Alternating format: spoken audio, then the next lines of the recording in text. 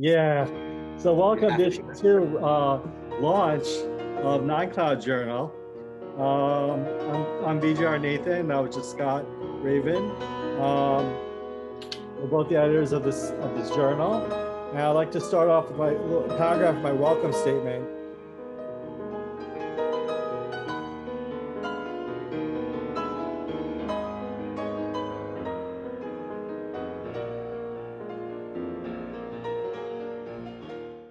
When we reveal our experiences in their bare, unapologetic essence, we open up the space for honest and true communication with the reality.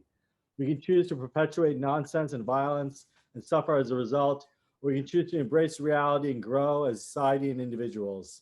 We are at the threshold, waiting. We explore here the truth in the adage that vulnerability is power. We see in several pieces that the raw vulnerability of the speaker and the truth they uncover is when they expose their perceived weaknesses and struggles. The thematic prompt for this issue was a call for radical acts of healing and self-care. I hope that you're journeying the issue of Nine Cloud Journal will give you many things to consider and much to explore. There's much suffering in this world, and yet so much love coursing underneath the surface, waiting for us to dig our own well of inspiration, to draw from each to thrive in this mad, mad world. So thank you, and we'll start the readings off. We'll kick off the readings. Now let's see. I think Julian was the first. Julian Matthews. So Julian Matthews was the winner of the Editor's Choice Award, won the Editor's Choice Award. A former journalist and trainer, finding new ways to express himself during the pandemic through poetry and fiction. This Malaysian-based poet, it was recently published in Unmasked: Reflections on Virus Time. This is called, I remember when it first happened, it was the first time I heard the word schizophrenia. I did not know how to spell it, even though I'm a good speller. I remember when I tried to pronounce it, it was as if my tongue had tied itself in a knot and hung out the side of my mouth, salivating like a dog's. I remember they said you had an episode. I did not know at the time what an episode was, except as a program on TV. Lassie would always find Timmy no matter how many times he fell into the well. The professor would invent some ingenious way to get off the island, and bungling Gilligan would always thought would call him everything would be swell. It was ended with the cliff. And we shall resolve its conflict, including the brand new episode. I never knew why they called it a soap opera. I thought it was because someone would be singing in the shower before being stabbed dead, like in Psycho. I never liked the lovey-dovey kissy-kissy scenes between Rodney and Allison. They were so icky to me. I had to cup my eyes tight with my tiny hand. But that night, I had to shut my ears too. The first episode opened with a bang. You locked yourself in the kitchen loudly, rifling through the cutlery until you found the chopper. Then began chopping anything from the fridge, screaming devilish profanities as vegetables flew all around Mom's immaculate kitchen. We were playing gin rummy or Scrabble in the living room and had Dad try to distract us by continuing to play as if everything was swell. It was like our entire family turned quiet, timid into this new, darkened well. We were silently shipwrecked on an island of your madness. No Lassie was going to come to our rescue because we didn't raise the alarm. This was turning out to be yet another frustrating, tense cliffhanger. Suddenly you came out, chopper swinging. We froze, Dad froze too, and did nothing. We younger kids were shouting, were shooed upstairs by Mom, the only one who kept ahead while everyone was losing theirs. I remember hiding in the room on our knees, frightened and praying so hard together. I remember my heart was a clenched fist, bone white, trying to punch its way up. I don't remember what happened next, or I blacked it out. It was like an episode of Twilight Zone where a man woke up and found all the people in town had gone missing, and he could not remember how he got there. Amnesia. I knew how to spell that. He wanders around trying desperately to call someone, anyone, and thinks he's going crazy. Then Rod Serling, the narrator, comes on, at the end saying something profoundly ambiguous about the fine line between loneliness and lunacy. I remember even when young, I always knew what the word gila meant. My mom would say kirke in Tamil and rotate her index finger around her temple.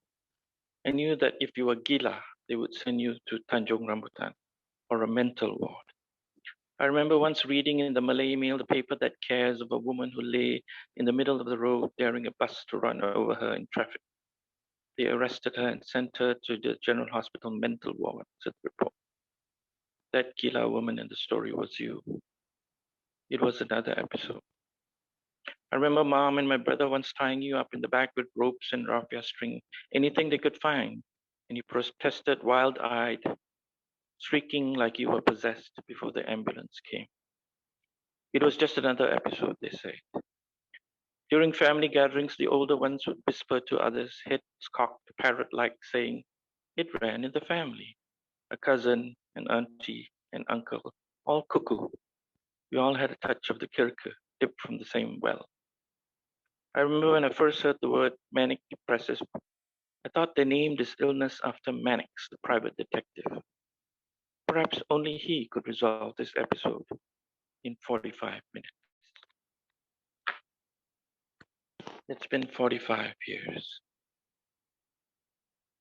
I know now not to use the words mental, mad, psycho, cuckoo, crazy, lunatic, possessed, devil, gila lightly anymore. Because there were times I found myself in a cold and dark place, curled up like an island, my eyes and ears shut as the waves came in. I see how I too failed to accept my own episodes, washing up on the shore between us. I see with clarity the episodic anxiety in the inner circle around me now. A touch of the kirke, perhaps. We each have to learn to accept and organize our own rescue. Mom and Dad are gone now. The episodes have stopped for now.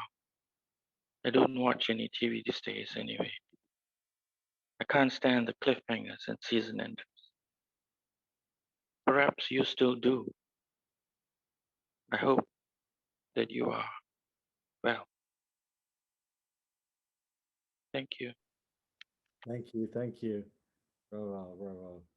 So our next Wonderful. Vijay, did you want to give a little words as to why you chose that as editor's prize, or why it connected with you? I really appreciated how it's play on the word well, and the kind of rhapsody about episodes of TV connecting pop culture with kind of the exploration for meaning in life and meaning in mental wellness. My piece also has to do with mental wellness. So the piece that I submitted for this journal as well. There's a very big theme. I think the radical acts of self-care is so important, and radical healing is so important. So, Right. Yeah, thank you. Radical healing. I mean, as it has pertained both to kind of coming out of this pandemic and just how mental health has been such a through line through this, how each of us have been able to kind of kind of deal with the various things throughout this whole process. And I know for Vijay and I, we had had an open mic throughout this whole thing, and that was extremely therapeutic. Whether we were sharing stuff that we had written or just sharing kind of about our lives. I would encourage as we continue people reading, feel free to share what you've got going on artistically as well, maybe some new projects and kind of some things you're looking forward to now that kind of the world has opened up a little bit more. I know we're meeting here on Zoom. Probably a lot of people got Zoom fatigue at this point to a degree, but I appreciate you all being here. But yeah, would love to hear what you're excited about kind of returning to, and other ways you've kind of coped with being cooped up for a while, if you'd like. So yeah, we'll continue kind of this reading. Thank you all again for being here. Vijay, you want to let us know who we've got next, and maybe then the person on deck as well, so they can prepare if they'd like. Keep the chat going too if you need. Write comments, leave any social media or contacts for books that you may have in addition to this journal. you're welcome to do. VJ, yes. So yeah, we have Jasmine Harris up next, and then Nice. Sasha Zarin is following, okay, on deck. So Jasmine Harris is an educational specialist and published poet featured in the International Poetry Digest, Ink and Voices, Rigorous, etc. Author of I May Have Been in My Feelings, focusing her writing on identity, relationships, and the climate of society. Harris frequently quotes her inspirations as Maya Angelou, Nizaki Shangi, Mhm. and Tupac Shakur. Stay updated with her work and projects. Her website, jasminemharris.weebly.com, or follow on Instagram at Dr. _Harris. Welcome, Jasmine. Thank you. And I'm just gonna let you guys know that my son was super interested in what was going on, so he's gonna be here with me. So Great, great. anytime he hears people talking, he thinks that it's to him. So I'm gonna read two different pieces. The first is Mama's Recipe, and the second is Black Questions. Mama's Recipe. Smacking my lips and licking fried residue fingers. What you making, Mama? Because as soon as bodies bound to wait, savory soul snatching scents of love hit my nostrils. Mama responded by handing us aprons, handing us bowls, spatulas, and spoons, handing us whisk and wear for washing, not a moment too soon, handing us reins to this room. Because knee-high meant high enough to reach the oven. As you pass down seasoned scribes of 7 generations, your hands wrapped around and whip wonders in cast iron skillets. My consolation. Cooked soothing soups when faces were sins with sadness. Mama was full of multitasking concentration. So as I soak these dishes, I preheat the stove top, grab ingredients without measured mixes. Because all the while, sweet talk and soothing sounds giving the next chef kisses. This continuity fulfilling her wishes. This here buttermilk pound cake, hot water cornbread, foot you found in my greetings is encrypted. No need to ask if it's purchased, modernized with raisins or pieces of pie already predicted. Only did you fix it using Mama's Recipe.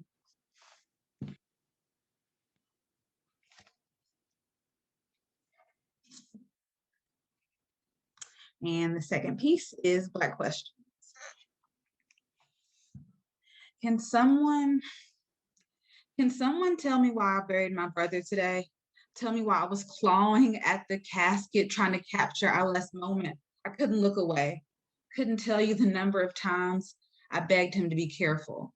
Couldn't tell you the number of times that I was fearful. Because our calculators could only count so high. And as high as we used to get just to get by, just to comprehend how we had lost another friend, we didn't have space to lose, a whole deepening within. Because I would lead 1,000 square troops into war over you. Because I would teach a class telling our story just to get through. To a generation trying to be realer than the next, trying to get bodied and buried as the street cred cash life insurance check. As if the burden laid on Mama wasn't heavier than the casket. I keep asking, can somebody tell me why I buried another son? You see, I poured into him from my empty cup because my glass was past as if the cracks glistening were silver, and I had enough luck. But I cried enough tears, thought I'd lost enough. I keep telling the universe, I am not this tough. I cannot endure continuing to give hope when even hope is unsure, that the seeds that I've sown will flourish before the field set ablaze in flame. My soul is on fire and I stand in hell. Can someone tell me why I lost hope? Why I've been grasping onto the threads like this was our last rope that could pull us all up, could supply us all with silver spoons and china cups. That I put on the mask and we all do as a race, because no one can answer our questions. Thank you, guys. Thank you. Thank you so much. That was beautiful. Thank you. I really appreciate that. Thank you. Okay. Next one up is Natasha Zarin, and on deck is Melissa Jenks. Okay. So Natasha Zarin is a writer living in Cloverdale, BC, Canada, with her family. Her work has appeared in literary magazines, including The Maynard and Event, and she recently read the Emerging Writers Reading Series, virtual reading in Toronto. Welcome, Natasha. Thank you so much. That last reading was so amazing. That's probably the best reading I've ever heard. Thank you. You didn't miss a beat there. So I'm going to start with When a Girl Enters a Forest. When a girl enters a forest, she must think of many things. Did she leave a trail of breadcrumbs? Can she remember the path? Does her cell phone have enough battery? Is she wearing the right thing? Did she tell her mother? Did she tell a friend? Does somebody know where she is right now? Is she close to other people? Is she close but not too close? Are they the right kind of people? Is there a house beyond the trees where she could run?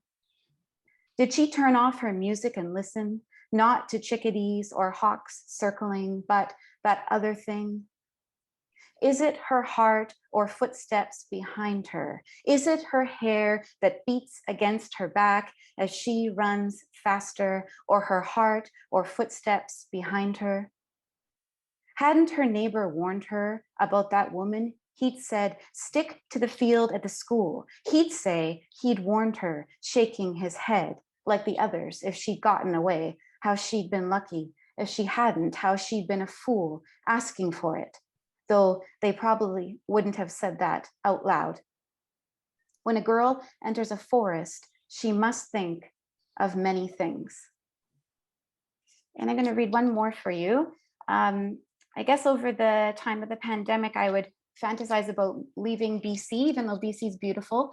My husband and I have been to San Diego, and I love San Francisco. And one morning I got really frustrated and said, let's just move to San Diego. And it made no sense. And plus we couldn't because of the pandemic, but this poem is kind of based on that. All that we left in Hollywood North.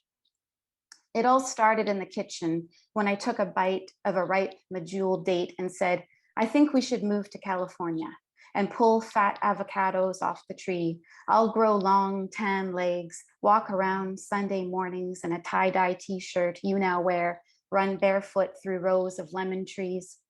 And our children, so taken by the spray of white-capped waves, will forget how to fight in the backseat, their bodies becoming dark and smooth in the surf like polished rock. I think we should move to San Diego, where you fell in love with me again outside the restaurant in La Jolla, the time we left the kids in Canada, not the time I set off sprinting across the park in flip-flops so our oldest could pee, but maybe that time too, both of us laughing as we raced against the shining ocean and rough palm trees. I think we should move to America's finest city, make a home in some half-abandoned surf town with bad souvenirs, sip the best cheap wine with our tacos, and when the sun hangs overhead a little too long, miss the evening shade of maple leaves, snowfall in the mountains, rain showers rushing us inside, cherry blossoms sticking to our feet. Thank you. Thanks so much. And When a Girl Enters a Forest is the final piece in the collection. I think it was a great way to end this collection, and really beautiful piece. Next one up is Melissa Jenks, and then on deck is Gina DePerna. Okay, so Melissa Jenks was raised the child of missionaries in Southeast Asia. She now lives in Cape Cod, where she farmsteads, writes, and believes we're all going to die from climate change. Her story, Milkweed, was a 2020 Pushcart Prize nominee. Follow her on Instagram and Marzi Pang J, MARZIPANJ. Welcome, Melissa. Hi, guys. Can you hear me? Thanks so much to VJ and Scott for coordinating this, and it's a pleasure to be published in such company. And if it's all right, I was thinking of reading something new today. You said in the email new, so I'm going to go new. So this is an excerpt from a novel in progress, which is concerned with climate, as everything I do is lately. So when she was 33, the storm started. Before that, they'd been hippies, everything a peaceful blur of too much bud and boxed red wine till dawn. They roamed around the harbor in their rowboat, drunk and stoned under a full moon. They skinny dipped among phosphorescent jellyfish in the dark, the outlines of their bodies shiny with light, ghosts beneath the water. They hopped empty mooring to empty mooring, in the small, rich town of Marion, 21st century pirates. They planned to cast off for the Bahamas as soon as hurricane season was over, as soon as the boat was done, but the boat was never done. It didn't help that they spent every third day hungover, sleeping in the overheated V berth below a baking June sun, while gold platers left the harbor for day sails in their harashas, eyeing the Mautau's scummy waterline and unvarnished teak. Or he spent every third day hungover. Swansea was trying to lay off the alcohol since her period was late, more than a month ago now. She tested herself in the dockside public bathroom, but she hadn't worked up the courage to tell Ryder, even though they'd been trying to have a baby, or not. They were having drunk, unprotected sex and not talking about it, further complicated by her HIV. They weren't talking about the human immunodeficiency virus, or a baby, or the miscarriage she'd had earlier that year.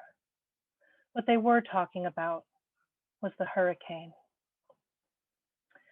That summer, she'd been on antiretrovirals for 7 years. Her virus undetectable and thus, by some as yet unproven scientific studies, virtually untransmittable. When they first met, they'd used protection, of course, but eventually they stopped. It ate at her. She hated herself for it, picked fights about their sex life when she was really angry about. "I could kill you," was the sentence she never let out of her mouth. She swore to herself that she would do better, that they'd do better. And then they would have a couple of drinks and he'd slip inside and it felt so good, that warmth, their flesh as if flayed, even of skin, nesting next to each other, and she couldn't say no. Just imagined the virus latched onto her T cells, drifting through her blood towards him. He claimed pulling out was just as good, and her doctor kept finding her viral load undetectable, telling her that with one pill once a day she could live a normal life, average life expectancy, that HIV was more manageable now than diabetes, not that anyone knew it. None of this helped motivate Ryder with protection. He saw it like that, with the quotes, couldn't see that she was trying to protect him. They were both reckless. Maybe that's what drew her to him, kept them together. He'd slip inside and she'd close her eyes and drink more the next day. Then she'd started thinking about a baby, the primary thing they weren't talking about. What was to be done with sailing vessel Secret during the storm? The insurance companies demanded a haul out, but of course they weren't insured. Ryder insisted that insurance was a bet against yourself, and that people were far more likely to take care of their boats when they didn't have a cash payment to rely on in case of destruction. The well-bred townies were already scheduling their haul-outs, the travel lift working well past dark every night. Then there was the matter of money. An additional haul-out cost at least $1,000, money they didn't have. Ryder argued they could ride it out in the harbor, put out all their anchors with extra tackle. Plus, the mooring they were borrowing was a helix, screwed deep into the ocean floor. They were supposed to last through 100-year floods. As long as they paid out enough road and managed chafe, they'd make it through. She poured gin and tonics and sliced black pepper salami and laid out crackers for them to nibble in the cockpit. Just a splash of gin for color for her. She still wasn't sure they'd keep the baby. It was risky. Another cocktail hour, another day closer to October. The smell of the hurricane on the horizon. So that's that. Thank you. Thank you. Thank you, Melissa. Please let us know when it hits the presses, and yes, send a message so we can get conclusion to all that. You got a working title yet? I struggled with a number of titles based on the flood, but I think I'm going with After Us, The Deluge. Awesome. Well, thank you. Yeah. Wow. Thank you. Wonderful. All right. So next up is Regina DePerna, and on deck is Kevin Deringer. Okay. So Regina's poetry has appeared in Boston Review, 32 Poems, Lit, Cincinnati Review, Missouri Review, and others. Her chapbook, A Map of Veins, was published in 2018 by Upper Rubber Boot Press. She lives in San Diego, California. Let's welcome Regina. Thank you so much. Thank you for having me. It's great to be doing something poetic and literary again. I think I will only have time to read one today, so I'm going to read my poem on day 10 of quarantine. I unblocked my father on Facebook. On February 4th, you posted a video of a police officer arresting a young girl with the comment, "I love these entitled brats raised on feminism and girl power." In January, you'd posted a parable from a chain email about a boy whose mother took his dinner away. You've had a lot of time to think about parenting since your children left you. You bought us a pin maker when we were kids, and my sister made one that said, "I am a conservative," in magic marker under a drawing of a rainbow. We had already learned our job was to please you, make offerings to men in exchange for peace. We were raised on Milwaukee Lights, Rush Limbaugh, a belt. At minute 5 and 10 seconds, the girl in the video screams, "This is abuse," as officers shove her into the van. She sounds like a muskrat you caught in a trap once, like my sister when she would try to make you stop. I realize you are watching this for pleasure. On December 8th, my sister's birthday, you posted a video of House Judiciary Jerry Nadler collapsing at a news conference with the comment, "I hope he's very, very sick." My stomach turns, and yet I see myself like a shadow sees the shape of its object. I have quietly hoped that this virus would kill you. You are 68, still smoking. In a video you posted from the Cleveland Metro Parks in June, I can see a Marlboro pinned between your index finger and your middle finger, pixelated smoke. The songs tell a different story.